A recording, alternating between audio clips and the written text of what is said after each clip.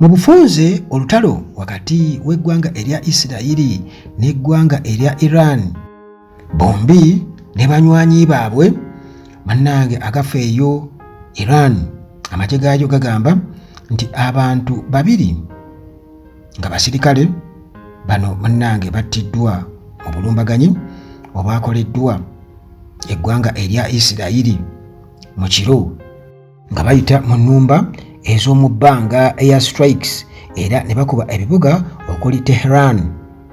Khuzestan wamu ne Elam okusinziira munnange ku state media eya Iran. Mu kuddamu Iran Foreign Ministry bano bagamba nti munnange eggwanga lyabwe ng'erya Iran nalyo lirina eddembe okubeera nti nno lyerwanako. Israeli Defense Forces bagamba nti ennumba ze baakoze ku Iran kwabadde kuddamu oba kwanukula olw'obulumbaganyi obubadde bujja bubakolwako emyezi egiyise emabega nga buva mu ggwanga erya Iran era nga munnange bino byonna nga baanukula obulumbaganyi obwakola ku ggwanga erya Isirayiri nga lumu Okutobba Isirayiri bwe yakasuka missiles empitirivu ku ggwanga erya Isirayiri. Mu kiseera kino Hezbollah nabo bwe batyo balonkinze dda ennumba ez'amaanyi ku magye ku army bases eza Isirayiri munda mu ggwanga erya Isirayiri. Ekibuuzo nti Iran mannange oluvannyuma lwa Isirayiri okugikolako ennumba bo bagenda kwanukula era bagenda kwanukulira mu buzito bwenkana ki? Ng'ogyeko targets mu Iran era Isirayiri bwetyo ekubye mu Lebanon ne Gaza era muganda wange bangi erese bafu. Nzira ku National News Agency eya Lebanon bano bagamba nti ennumbagana ez'omu bbanga ezaakoleddwa eggwanga erya Isirayiri zaakubye guest house ekisulo omwabadde bannamawulire eno gye babadde babeera mu ggwanga erya Lebanon mu maserengeta era okukakana nga 3 ku bo bafu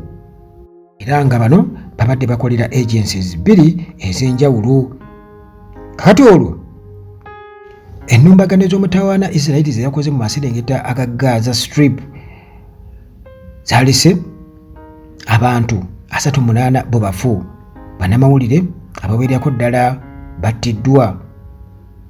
bangi battiddwa okuva enjege eno bwe yatandika mu mwezi guno ogw'ekkumi Okutobba 2023 ku booda eya Lebanon ne Isirayiri. Olwo Health Ministry ey'eggwanga erya Lebanon bagamba nti omuwendo guweredde ddala 2,600 era nga 1,200 bano bali ku biwundu wabula 2,600 bafu era nga munnanga olutalo okutwaliza wamu luleetedde abantu abali mu miliyoni 1,200,000 okubeera nga munnange tebalinaako we beebaka, tebalinaako we beegikaluba. Omwo mwemuli n'abaana abasoba 40,000 okusinziira ku United Nations Children's Agency nti ennumbagana eza Isirayiri zeekola strikes zisse aba Hezbollah bangi okukosa n'ababakulembera okuva munnange okulwanagana mu mwezi ogwa Septemba. Katate mu Gaza Isirayiri yakatta Abapalestina 40,000 okusinziira obakwasaganya ebyobujjanjabi saidi zeeyo era nga bagamba nti mu nnumbagana zino Isirayiri zeekola tetaliza bato n'abakulu bonna muganda wange batte basirikale bantu ba bulijjo bo bakuba bukubi. United States Secretary of State Antony Blinken yabadde asinkanye ne Foreign Minister owa Jordan Ayman Safadi ku Lwokutaano wali mu kibuga London. Bano bannange basobodde okuba nga boogera ku bintu ebiwerako era Ayman Safadi yanenyezza nnyo eggwanga erya Isirayiri olw'okuzibuwaza embeera. Bw'atyo n'ategeeza nga enteesaganya ez'okukomya olutalo bwe zigenda mu maaso bwe batyo munnange basobole okubeera nga bamalawo ennaku ez'ekizikiza n'ebirooto eby'entiisa mu region ekyongedde okubeera nga munnange kitwala obulamu bw'abantu buli lukya. Ate ebifa mu lutalo wakati wa Ukraine ne Russia bwe babadde mu BRICS Summit, Putin yeeyaniriza ekiteeso kya Trump bwe yakomentinze oba yayogedde ku kubeera nti olutalo wakati wa Russia ne Ukraine lukomekkerezebwa. President wa Russia Vladimir Putin bw'atyo nga bwe nkutegeezezza nti yeeyaniriza ekyayogeddwa oba comments ezavudde mu presidential candidate Donald Trump owa US nga bw'ayagala ennyo okubeera nti akatuubagiro akaliwo wakati wa Russia ne Ukraine kakomekkerezebwa, n'agamba nti ekyo muganda wange kirungi nnyo. Era wano musajja mukulu Putin bwe yasinzidde okubeera nga alabula omukago ogwa NATO ne America okubeera nti kyali kirooto kyennyini bo okulowooza nti Moscow eyinza okubeera nti nno eremererwa oba ewangulwa mu battlefield, era n'agamba nti diiru yonna ekutulwa ey'okuzza emirembe mu kitundu kino kitegeeza nti erina muganda wange okusoosowaza Russia era nga